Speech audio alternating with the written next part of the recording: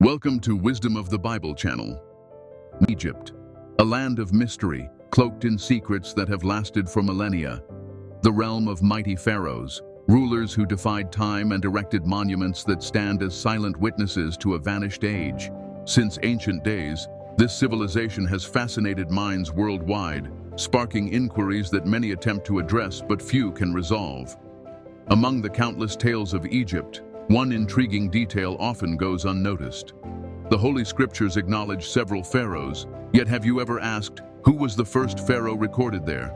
Who was he? What part did he play in the biblical account? More importantly, which hidden truths still surround his identity and his role in sacred history? Here, we delve deep into this narrative, examining archaic texts, verifying historical records, and revealing insights that might transform your perspective on Egypt and its link to the Bible, opening doors to new levels of understanding.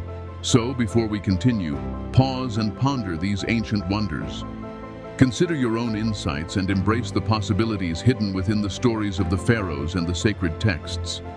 Keep an open mind, for what follows may exceed all expectations, unveiling truths once cloaked in time, awaiting discovery. Prepare yourself carefully and boldly. The earliest pharaoh noted in the scriptures. Typically, when individuals recall pharaohs in the Holy Writ, they picture the ruler who opposed Moses and Aaron during Israel's bondage. That monarch brazenly opposed God, standing for defiance of the Hebrews' release and exemplifying a heart made rigid in the face of heavenly wonders, ultimately learning that no earthly throne can withstand the divine authority revealed through prophetic intervention. He is frequently presumed to be Ramses II. Yet, closer examination of scriptural timelines and historical data indeed indicates that such an assumption cannot stand. The Exodus pharaoh was, in all probability, not Ramses II, but a monarch from an earlier historical era. Yet this is not the ruler we are now examining. To grasp how the patriarchs interacted with Egypt, we must journey further into antiquity, well before the era of Moses, and long before Joseph governed the land of the pharaohs. Who, then, was this king? We speak of the monarch who presided over Egypt in Abraham's time, roughly 4,000 years ago.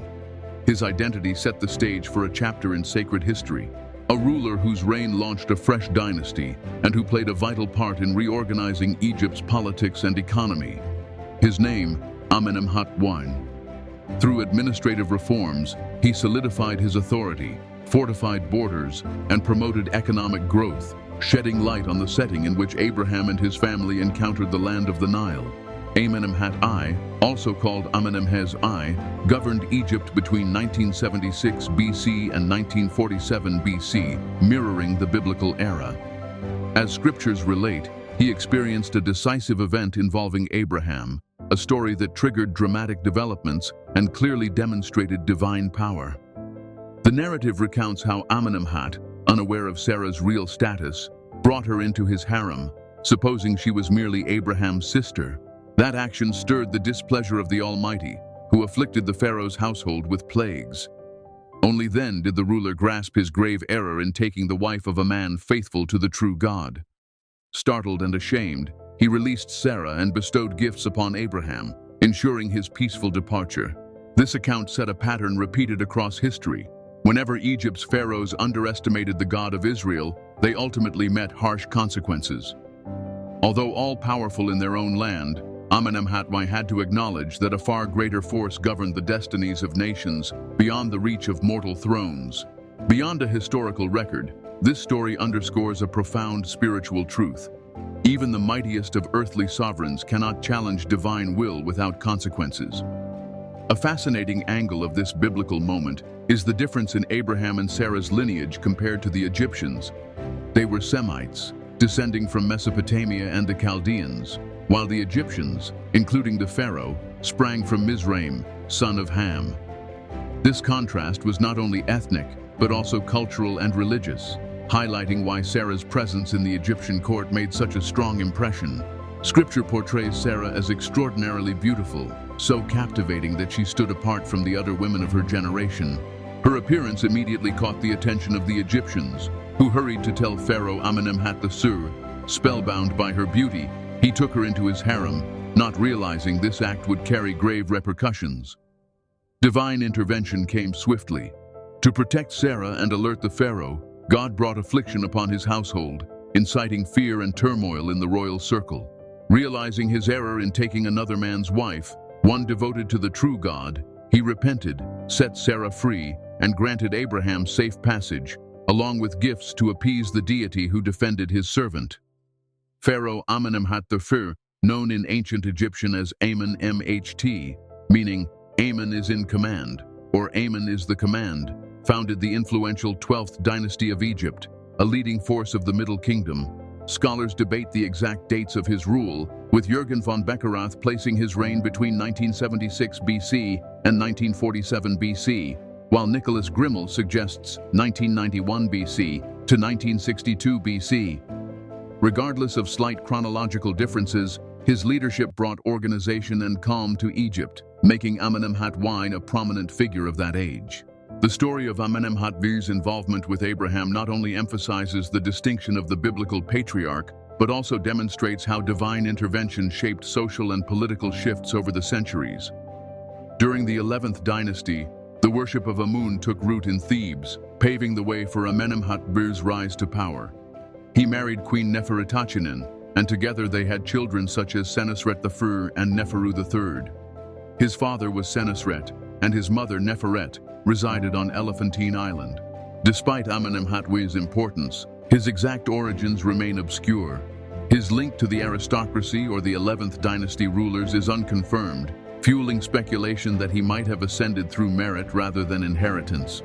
Evidently, before becoming pharaoh, he served as vizier and general to Mentuhotep IV, the last king of the 11th dynasty.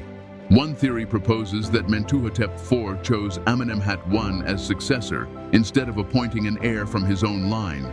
Another suggests Amenemhat seized the throne, thereby establishing the 12th dynasty, destined to become a Middle Kingdom powerhouse.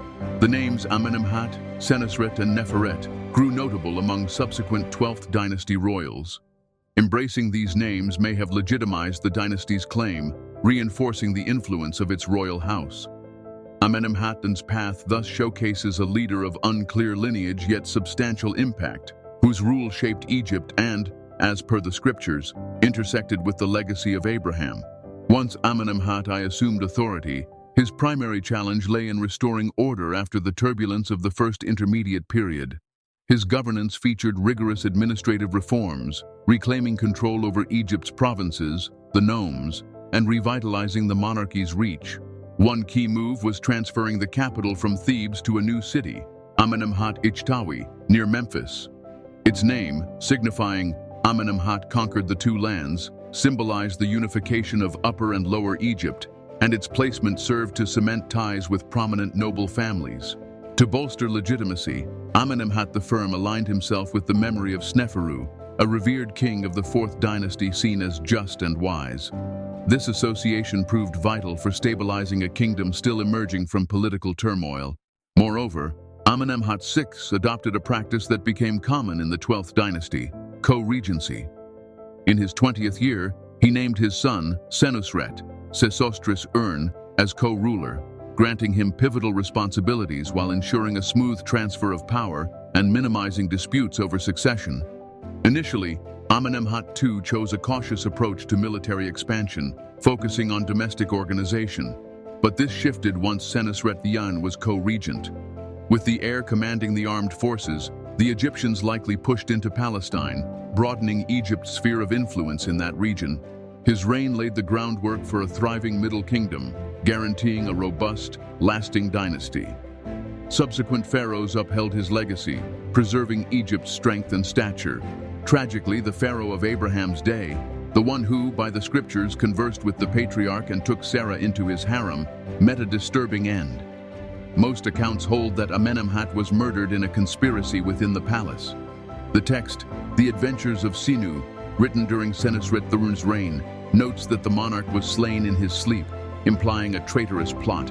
He was laid to rest in a pyramid at Lisht, marking the shift of royal power and the ongoing influence of the dynasty he founded. Such is a concise portrayal of Amenemhat I, the first pharaoh named in the Bible, sprung from Mizraim and Ham, whose path crossed with Abraham, forever inscribing both Egyptian and sacred annals. God bless you and see you soon.